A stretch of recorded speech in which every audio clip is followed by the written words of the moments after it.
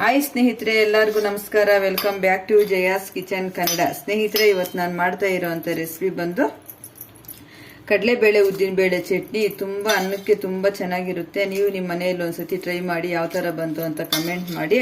ಇದನ್ನ ಯಾವ ತರ ಮಾಡ್ಕೊಳ್ಳೋದು ಅಂದ್ಬಿಟ್ಟು ನೋಡ್ಕೊಳ್ಳೋಣ ಬನ್ನಿ. ಸ್ನೇಹಿತರೆ, ಕಡಲೆಬೇಳೆ ಉದ್ದಿನಬೇಳೆ ಚಟ್ನಿ ಮಾಡೋದಕ್ಕೆ ಬೇಕಾಗಿರುವ ಪದಾರ್ಥಗಳು ನೋಡ್ಕೊಳ್ಳೋಣ ಬನ್ನಿ. ನೋಡಿ, ನಾನು ಈ ಸ್ಪೂನಲ್ಲಿ 2 ಸ್ಪೂನ್ ಅಷ್ಟು ಕಡಲೆಬೇಳೆ ತಗೊಂಡಿದ್ದೀನಿ.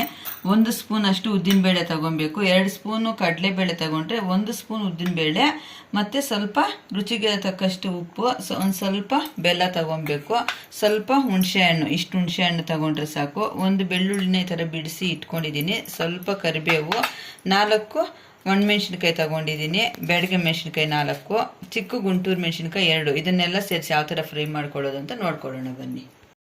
ನೋಡಿ, ನಾನು ಒಂದು ಫ್ಯಾನ್ ಬಿಸಿಗೆ ಇಟ್ಕೊಂಡಿದ್ದೀನಿ. ಇವಾಗ ಮೊದಲಿಗೆ ಕಡಲೆ ಬೀಜನ ಹುರ್ಕೊಂಡ್ಬಿಡೋಣ ನಾವು.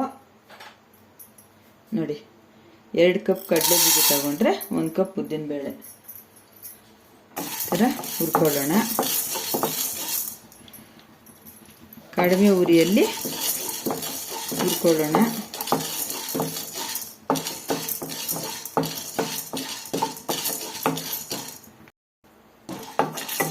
ಇಷ್ಟಾದರೆ ಸಾಕು. ಈ ಥರ ಹುರ್ಕೊಂಡ್ರೆ ಆಯಿತು.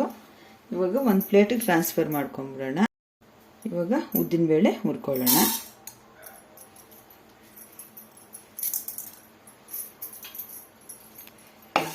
ಕಡಿಮೆ ಉರಿಯಲ್ಲಿ ಹುರ್ಕೊಂಡು ಮಾಡೋದ್ರಿಂದ ಚಟ್ನಿ ಘಮ ಘಮ ಅಂತ ಚೆನ್ನಾಗಿರುತ್ತೆ.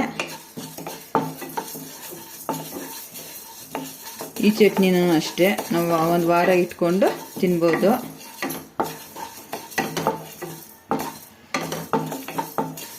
ಬಿಸಿ ಅನ್ನದ ಜೊತೆಗೆ ಚಟ್ನಿ ಹಾಕ್ಕೊಂಡು ತುಪ್ಪ ಹಾಕ್ಕೊಂಡು ತಿಂತಾ ಇದ್ರೆ ಸೂಪರ್ ಆಗಿರುತ್ತೆ.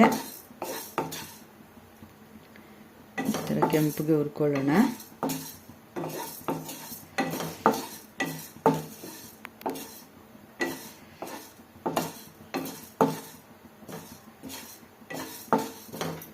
ಇವಾಗ ಇಷ್ಟಾದರೆ ಸಾಕು. ಒಂದು ಪ್ಲೇಟ್ ಟ್ರಾನ್ಸ್ಫರ್ ಮಾಡ್ಕೊಳ್ಳೋಣ. ಈಗ ಮೆಣಸಿನ್ಕಾಯಿ ಸೇರಿಸ್ಕೊಳ್ಳೋಣ.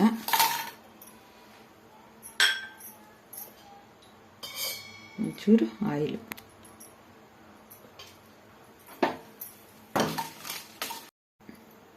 ಕಡಿಮೆ ಉರಿಯಲ್ಲಿ ಈ ಥರ ಮೆಣಸಿನ್ಕಾಯಿನ ಫ್ರೈ ಮಾಡ್ಕೊಬೇಕು. ಬ್ಯಾಡಗಿ ಹಾಕೋದ್ರಿಂದ ಕಲರ್ ಬರುತ್ತೆ, ಗುಂಟೂರು ಹಾಕೋದ್ರಿಂದ ಖಾರ ಇರುತ್ತೆ. ನೋಡಿ, ಮೀಡಿಯಮ್ ಫ್ಲೇಮಲ್ಲಿ ಈ ಥರ ಫ್ರೈ ಮಾಡ್ಕೊಬೇಕು. ಇವಾಗ ಇದು ಫ್ರೈ ಆಯಿತು, ತಣ್ಣಗಾಗಕ್ಕೆ ಬಿಡೋಣ. ಈಗ ಕರಿಬೇವು ಸೇರಿಸ್ಕೊಳ್ಳೋಣ.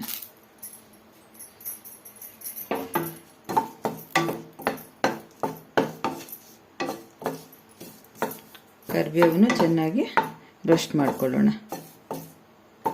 ಕ್ರಿಸ್ಪಿಯಾಗಿ ಚೆನ್ನಾಗಿರುತ್ತೆ.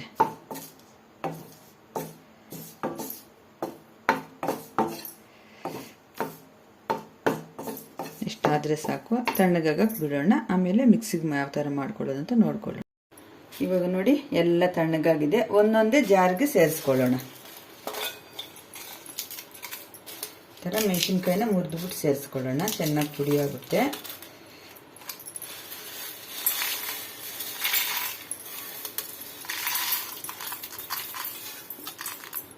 ಈ ಥರ. ಇವಾಗ ಬೆಳ್ಳುಳ್ಳಿನೂ ಸೇರಿಸ್ಕೊಳ್ಳೋಣ. ರುಚಿಗೆ ತಕ್ಕಷ್ಟು ಉಪ್ಪು, ಸ್ವಲ್ಪ ಬೆಲ್ಲ ಸೇರಿಸ್ಕೊಂಡು ಸ್ವಲ್ಪ ಫಸ್ಟ್ ಪುಡಿ ಮಾಡ್ಕೊಂಬಿಡೋಣ.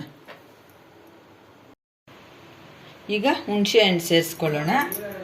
ಸ್ವಲ್ಪ ಕೊತ್ತಂಬರಿ ಸೇರಿಸ್ಕೊಂಡು ಸ್ವಲ್ಪ ತರಿತರಿಯಾಗಿ ರುಬ್ಕೊಂಬರೋಣ. ಜಾಸ್ತಿ ನುಣ್ಣಗೆ ರುಬ್ಕೊಂಡ್ರೆ ಚೆನ್ನಾಗಿರಲ್ಲ. ರುಬ್ಕೊಂಬಂದು ತೋರಿಸ್ತೀನಿ. ನೋಡಿ, ಚಟ್ನಿನ ಈ ಥರ ತರಿತರಿಯಾಗಿ ರುಬ್ಕೊಬೇಕು. ಈ ಚಟ್ನಿನ ಈ ಥರ ಮಾಡಿಕೊಂಡ್ರೆ ತುಂಬ ಚೆನ್ನಾಗಿರುತ್ತೆ. ಬಿಸಿ ಅನ್ನದ ಜೊತೆಗೆ ತುಪ್ಪ ಹಾಕ್ಕೊಂಡು ತಿಂತಾ ಇದ್ರೆ ಸೂಪರ್ ಆಗಿರುತ್ತೆ. ಈ ಥರ ತರಿತರಿಯಾಗಿರಬೇಕು ಈ ಚಟ್ನಿ. ನೋಡಿ, ಬಾಯಿ ಕೆಟ್ಟೋದಾಗ ಈ ಥರ ಚಟ್ನಿ ಮಾಡ್ಕೊಂಡು ತಿಂದರೆ ತುಂಬ ಚೆನ್ನಾಗಿರುತ್ತೆ. ಸಾರೆಲ್ಲ ಏನು ಮಾಡೋದಪ್ಪ, ತರಕಾರಿ ಇಲ್ಲ ಅಂದ್ಕೊಂಡಾಗ ಈ ಥರ ಚಟ್ನಿ ಮಾಡ್ಕೊಂಡು ತಿಂದರೆ ಸೂಪರ್ ಆಗಿರುತ್ತೆ. ಇದಕ್ಕೆ ಒಂದು ಒಳ್ಳೆ ಒಗ್ಗರಣೆ ಮಾಡ್ಕೊಳ್ಳೋಣ. ಇವಾಗ ಒಂದು ಬೌಲಿಗೆ ಸೇರಿಸ್ಕೊಳ್ಳೋಣ.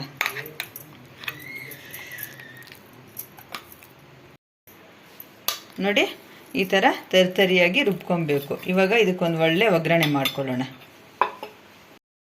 ನೋಡಿ ಒಂದು ಬಾಣಲಿ ಇಟ್ಕೊಂಡು ಒಂದು ಸ್ಪೂನು ಆಯಿಲ್ ಸೇರಿಸ್ಕೊಂಡಿದ್ದೀನಿ. ಇವಾಗ ಸ್ವಲ್ಪ ಸಾಸಿವೆ ಸೇರಿಸ್ಕೊಳ್ಳೋಣ. ಸಾಸಿವೆ ಒಂದು ಅರ್ಧ ಸ್ಪೂನ್ ಸೇರಿಸ್ಕೊಳ್ಳೋಣ.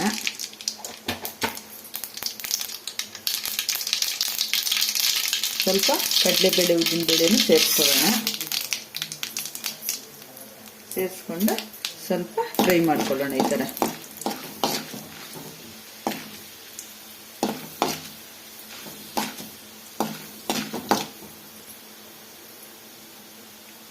ಈಗ ನೋಡಿ ಕರಿಬೇವು ಸೇರಿಸ್ಕೊಳ್ಳೋಣ. ಒಂದು ಚಿಕ್ಕೆ ಇಂಗು ಸೇರಿಸ್ಕೊಳ್ಳೋಣ. ಇಂಗು ಸೇರಿಸ್ಕೊಳ್ಳೋದ್ರಿಂದ ಚೆನ್ನಾಗಿ ಜೀರ್ಣ ಆಗುತ್ತೆ. ನೋಡಿ ಇಷ್ಟ ಆದರೆ ಸಾಕು, ಸ್ಟವ್ ಆಫ್ ಮಾಡ್ಕೊಳ್ಳೋಣ. ನೋಡಿ ಇವಾಗ ಒಗ್ಗರಣೆ ಚಟ್ನಿಗೆ ಸೇರಿಸ್ಕೊಳ್ಳೋಣ.